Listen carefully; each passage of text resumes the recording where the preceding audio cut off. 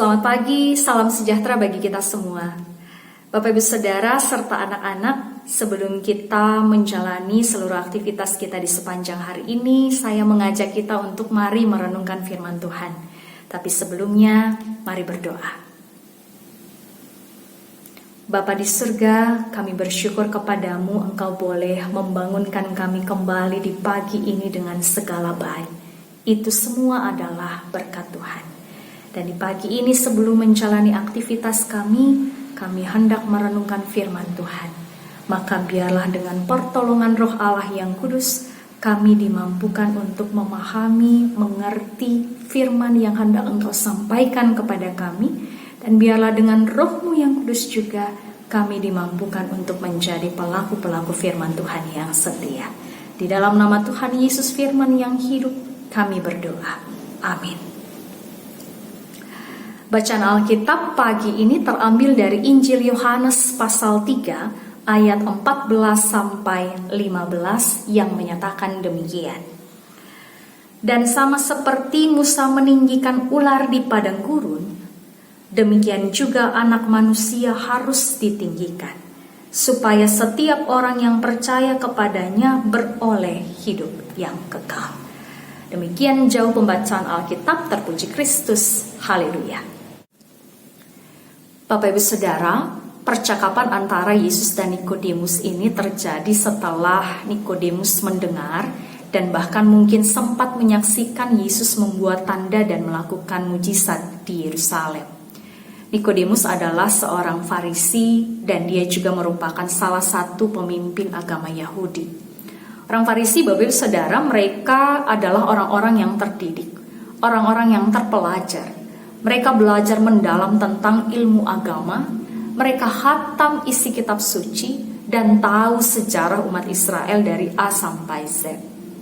Maka tidak mengherankan jika dalam percakapannya dengan Nikodemus, Yesus mengangkat kisah tentang ular tembaga yang dialami oleh umat Israel di masa lampau. Pada masa itu di padang gurun, umat Israel bersungut-sungut kepada Allah. Mereka tidak sabaran dan akhirnya berkata-kata melawan Allah. Sehingga Allah membiarkan mereka dipagut oleh ular tedung dan banyak di antara mereka yang mati. Namun oleh karena kemurahan hati Allah, Allah lalu memberikan petunjuk kepada Musa untuk membuatkan ular tembaga dan meninggikannya pada sebuah tiang. Siapapun yang sakit apabila memandang kepada ular tembaga itu, maka mereka akan sembuh. Mereka tidak akan mati, melainkan beroleh hidup. Ini adalah cara di mana Yesus mau menjelaskan kepada Nikodemus tentang siapa dirinya dan tujuan kehadirannya di antara umat manusia. Mungkin Nikodemus sempat bertanya-tanya di dalam hatinya, siapakah orang ini sehingga mampu melakukan tanda dan mujizat yang tidak biasa? Dan bahkan pengajaran Yesus pun adalah pengajaran yang penuh kuasa. Saking penasarannya, Nikodemus mendatangi Yesus di malam hari. Itu bisa kita baca pada ayat kedua dari perikop bacaan kita di saat ini. Dia mau mencari tahu di mana Yesus berada dan dia mau mendatangi Yesus ke sana untuk bertanya langsung dan juga untuk berdiskusi dengan Yesus. Bapak Ibu Saudara, di tengah penolakan rekan-rekan sesama Farisi terhadap Yesus, Nikodemus justru mengambil langkah yang berbeda. Dengan rendah hati dia mau datang kepada Yesus dan dia menunjukkan rasa hormatnya kepada Yesus. Dia menyapa Yesus dengan sapaan rabi, sapaan penuh hormat kepada seorang guru. Akan tetapi meskipun Nikodemus begitu menghormati Yesus, namun ia masih ragu bahwa Yesus adalah Mesias Anak Allah yang Maha Tinggi.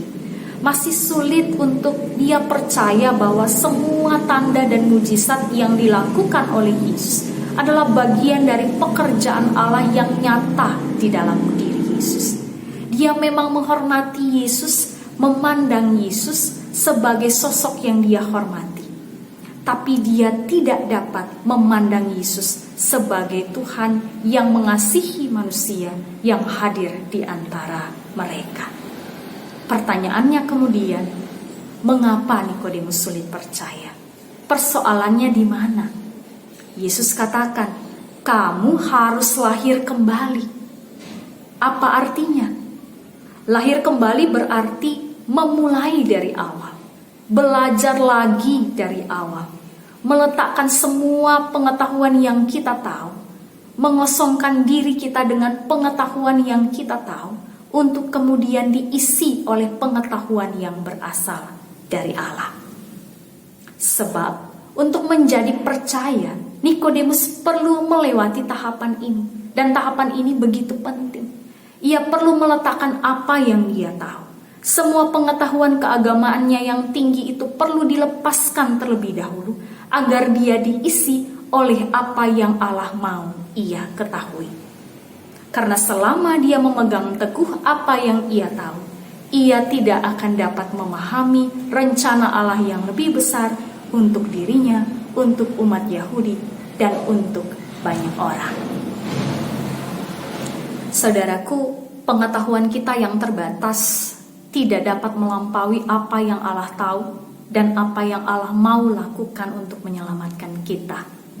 Mungkin bagi sebagian besar umat Yahudi di masa itu, Mesias yang akan hadir dan datang untuk menyelamatkan mereka adalah Dia yang datang dengan kekuasaan penuh, kekuatan dan keberanian untuk berperang. Dia yang mampu mengalahkan musuh-musuhnya dengan gagah perkasa. Tapi ternyata berbeda dengan pikiran Allah. Cara yang Allah pakai justru dengan kasih, dan jalan yang Allah tempuh justru melalui pengorbanan.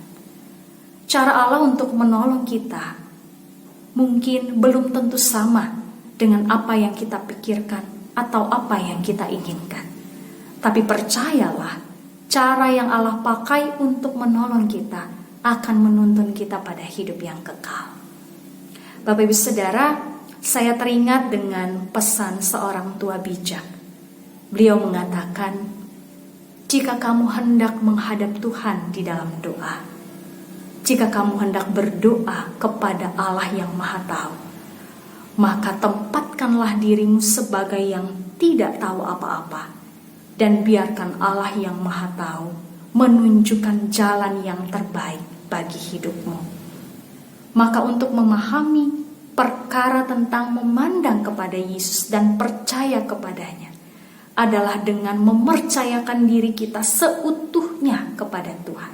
Meletakkan apa yang kita tahu dan apa yang kita mau untuk kemudian diisi oleh apa yang Allah mau kita ketahui dan apa yang Allah mau lakukan dalam hidup kita. Percayalah bahwa rencana Allah selalu lebih indah, selalu lebih besar, dan selalu lebih baik dari apa yang kita bayangkan. Selamat belajar percaya kepada Tuhan, selamat memandang kepada Yesus. Tuhan menolong. Amin. Mari kita berdoa. Tuhan, terima kasih untuk firman-Mu yang datang kepada kami. Kami telah dikuatkan dan kami telah disegarkan kembali. Maka biarlah ketika kami hendak menjalani hari ini, Tuhan ajar kami untuk selalu memandang kepada Yesus dan mempercayakan diri kami seutuhnya kepada Tuhan.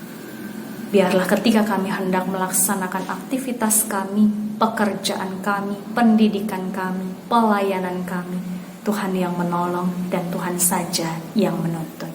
Terima kasih ya Tuhan, di dalam nama Tuhan Yesus kami berdoa.